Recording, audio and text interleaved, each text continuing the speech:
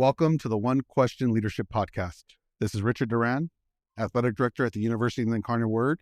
The Leadership Development Program at the NCAA allowed me to not only fine-tune my skills, but prepare me to take the AD chair.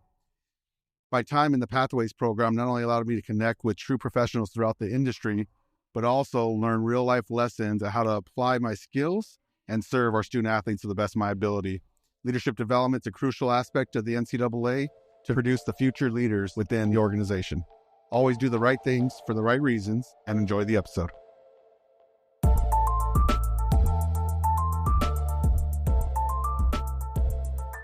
Greetings, this is Ty Brown and welcome to One Question, where we highlight executive leaders in college athletics. Our guest today is Dr. Christy Glass. Christy is a professor of sociology in the Department of Sociology, Social Work, and Anthropology at Utah State University. Greetings, Christy. Thanks for joining us. Thank you, Ty, for having me. Now, Christy, you've been there at Utah State since 2005, Yep. and you've done a number of research projects, and actually some of them involve sport and involve corporate in terms of diversity, inclusion, gender, and racial issues that we see in our society. One of the projects you've done is about the glass cliff. Yep. Can you talk to us a little bit about that, what that means, and the research you've done that ties to college athletics? Sure. We wanted to understand, we know there are a lot of barriers to women and people of color achieving top leadership positions, but we wanted to understand under what conditions can those barriers be overcome? Under what conditions are women and people of color put in top leadership roles? And so we analyzed this over time. We analyzed 30 years of the appointment of head coaches in the NCAA Division I men's basketball, and we analyzed the appointment of CEOs in the Fortune 500 over a 15-year period. And what we found was that Black coaches, minority CEOs, and women CEOs were much more likely than white men to be appointed during times of crisis or when their organizations were at risk to fail. This is a phenomenon known as the glass cliff because it's kind of an invisible set of challenges that sets women and minority leaders up to fail. They're appointed during times of crisis. They're expected to dig their companies or their organizations out of crisis. And if they're not able to do that in a really short time, we find they're replaced by white men, a phenomenon we term the savior effect. In other words, you're given this one high-risk chance to prove yourself. And if you can't do that really quickly, we're gonna blame you for the crisis, and then we're gonna replace you. Right. Yeah, that study is interesting.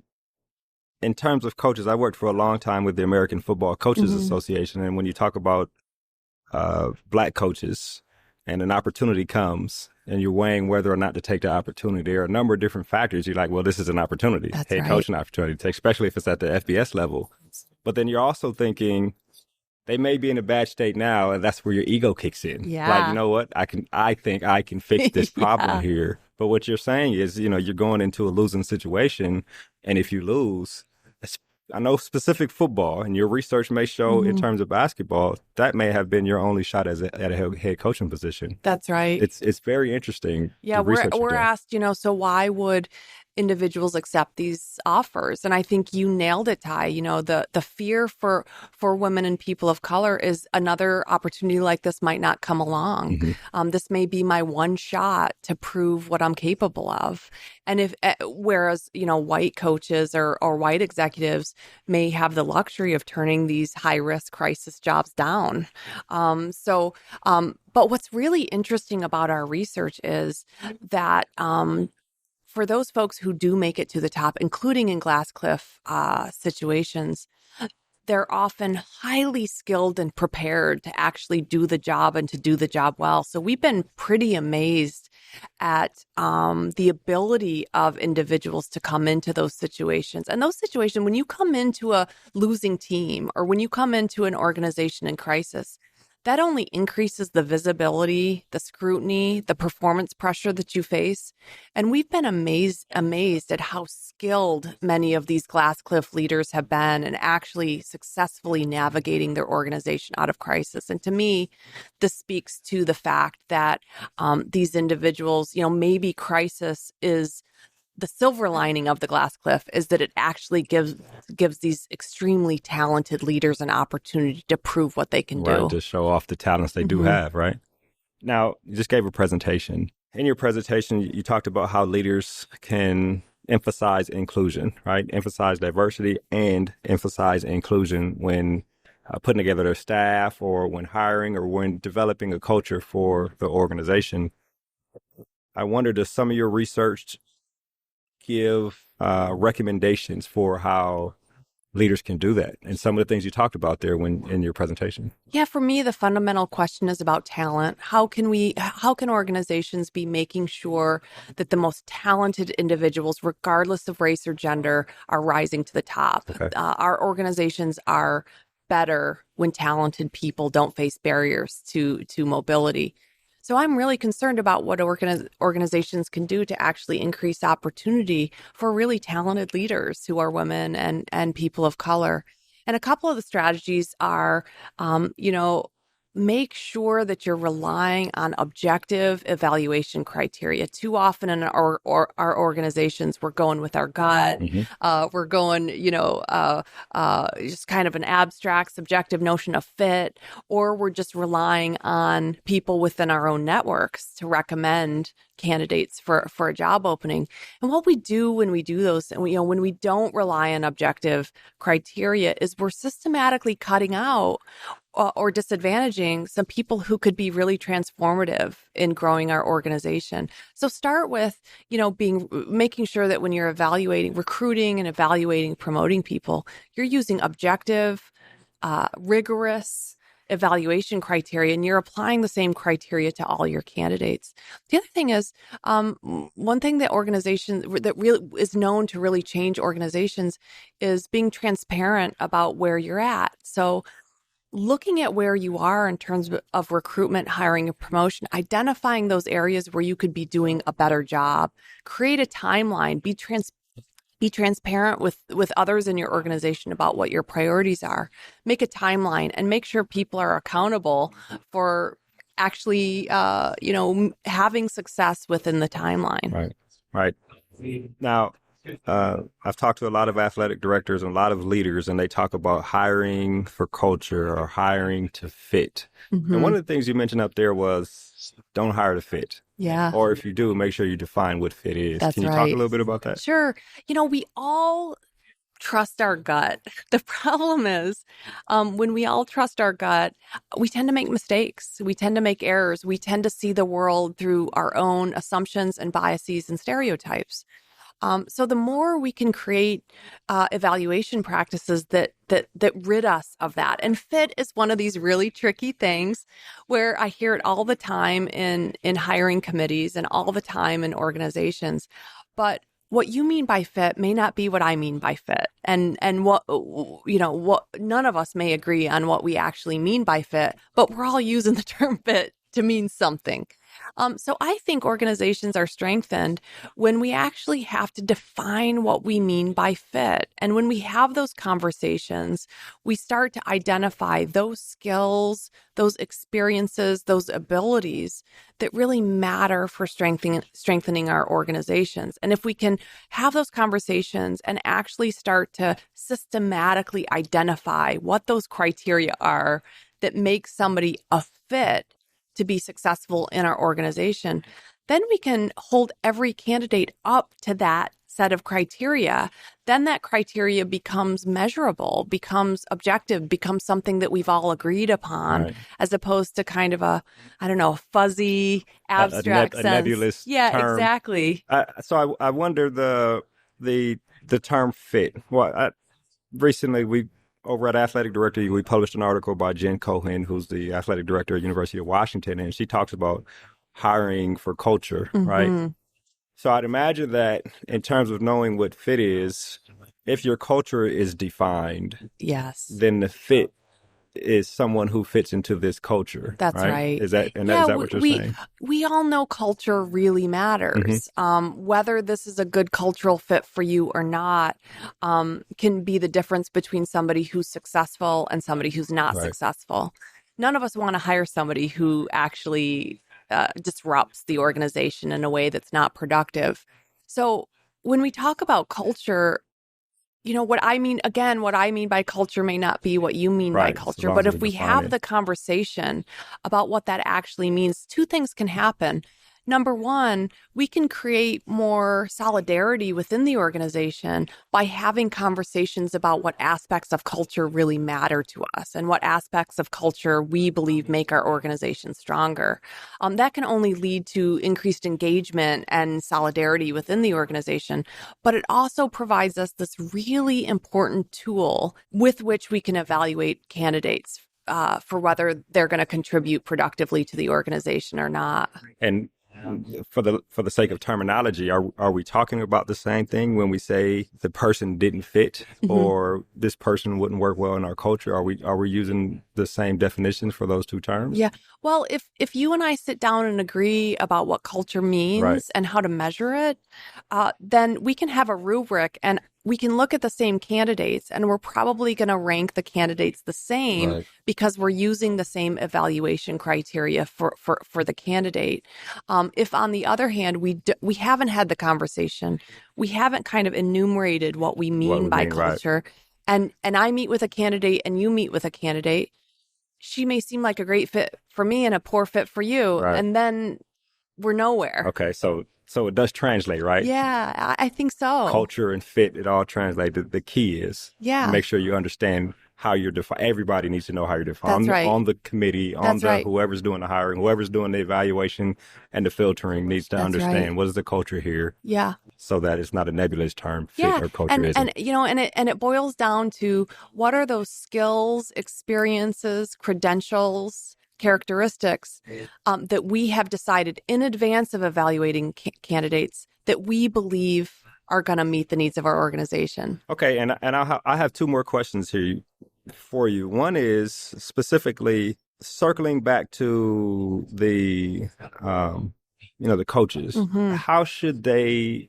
Well, I don't know if your research tells you this, but if somebody calls me about a job, coach, athletic director, how do I evaluate? I mean, if I look at it and say, they haven't won in a long time, they don't give any money, it's not supporting recruiting, I have to have 9 coaches instead of the full 10 or something along those lines. Like, how should they evaluate whether or not they should take it if this may be the only opportunity That's they right. get? Right. Well, I could speak to that a little. I've spent several years interviewing folks who've made it to the top under these kind of glass cliff situations, and I've talked to them, both CEOs of color and women, about how they understood that crisis moment, how they understood that job opportunity. And one of the things I've heard is really interesting.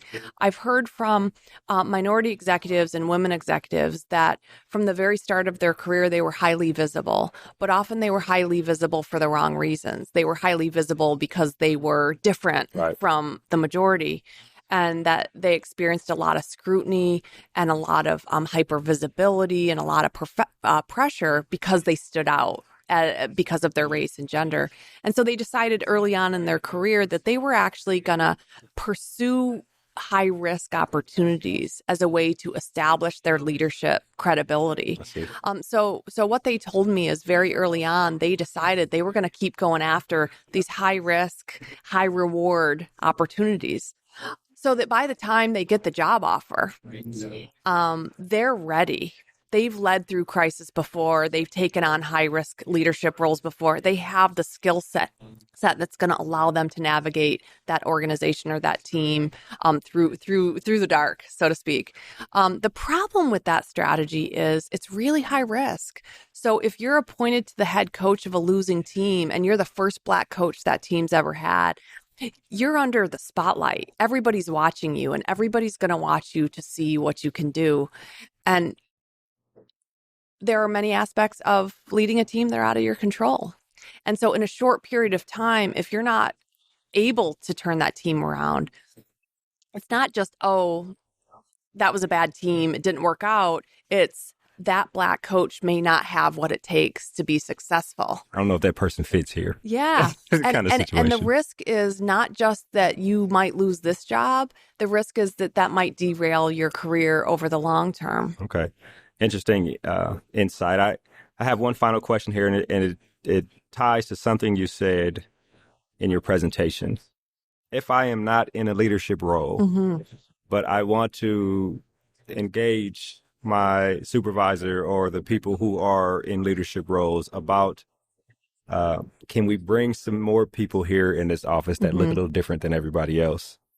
You talked about engaging management. Talk about that a little bit. Sure. And for people who may be listening who, aren't in a leadership role, but may not have influence, but they can possibly do something about it. And what is that engaging management thing? So there was a session yesterday, and they were talking about how conservative managers can be in protecting the status quo and doing things because they've done it this way forever. And middle managers can actually be some of the most conservative, hard to change pieces of the organization. And I think, the way to engage managers is to convince them of the costs of not being serious about inclusion. The benefits, by now, we have so much evidence that diversity and inclusion transforms organizations in ways that strengthen the organization. Organizations that have diverse leaders have stronger relationships with their communities, are more innovative, are more creative, have more diverse ties to suppliers and other organizations, are more equitable for all workers, are more sustainable, are more socially responsible.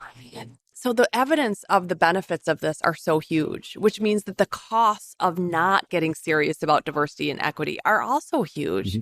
So I think one of the ways to motivate managers is making sure they know what's at stake, making sure they know that to achieve their goals, they are not just limited, but actually significantly handicapped when it comes to actually moving their organizations forward, unless they can guarantee that they're recruiting, hiring, and promoting the most talented individuals. And the only way to guarantee that is to be really serious about diversity and inclusion.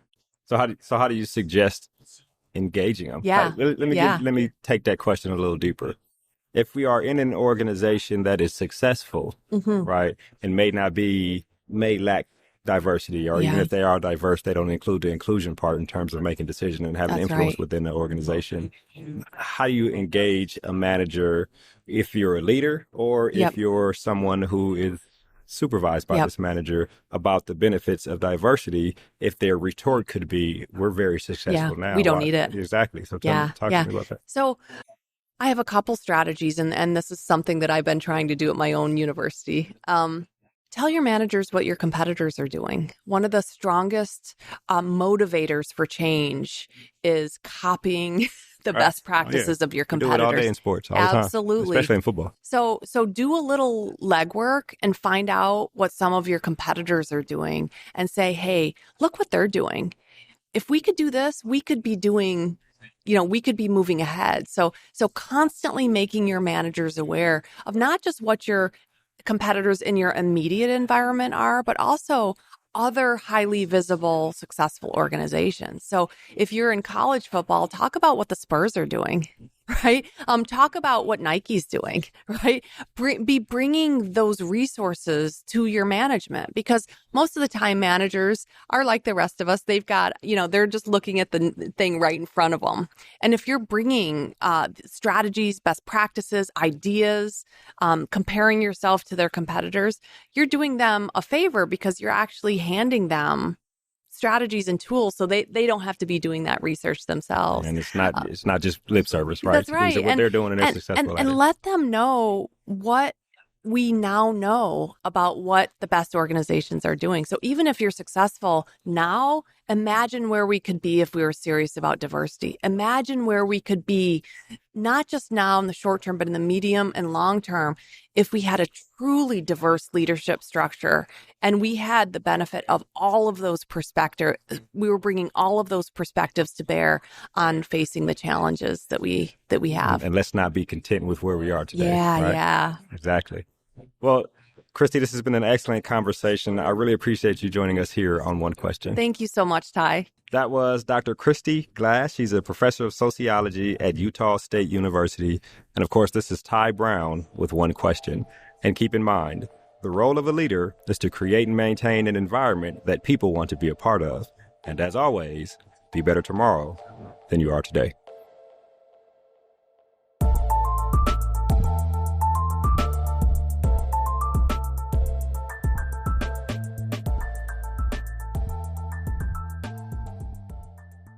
This episode of the One Question Leadership Podcast is produced by Spades Media Group, solving problems using creative leadership.